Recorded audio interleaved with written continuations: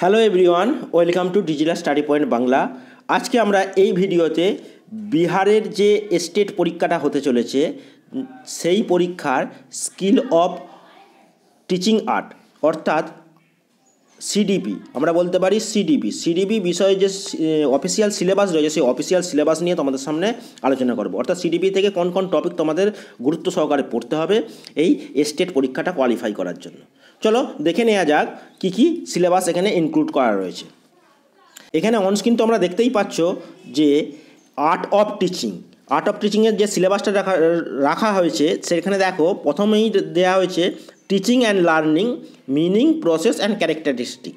তারপর teaching objective and meaning type, Bloom's ট্যাক্সোনমিটা তোমাদের এখানে পড়তে হচ্ছে। এছাড়া রয়েছে টিচিং মেথডগুলো রয়েছে, তার types and it characteristics, merit and demerit of method.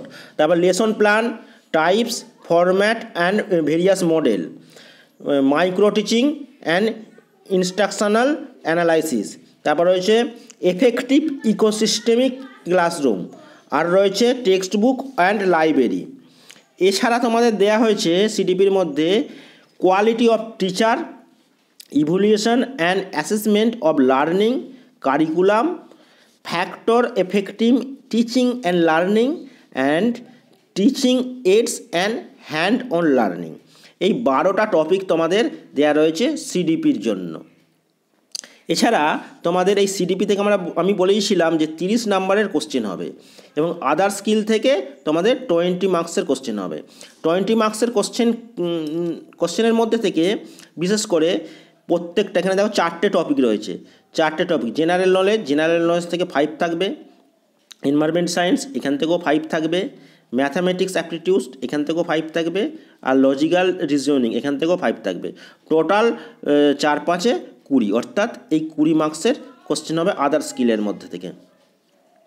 তাহলে এই ছিল art of teaching and other স্কিলের অফিসিয়াল সিলেবাস। এই সিলেবাসটা তোমরা যদি পেতে চাও তাহলে অবশ্যই ভিডিও ডেসক্রিপশানে চলে যাও, সেখানে আমার টেলিগ্রাম চ্যানেলের লিঙ্ক দেওয়া রয়েছে, সেখানে গিয়ে তোমরা সেখান থেকে ডাউনলোড করে নিতে পারো, অথবা অফিসিয়াল ওয়েবসাইট থেকেও তোমরা ডাউনলোড করতে পারো।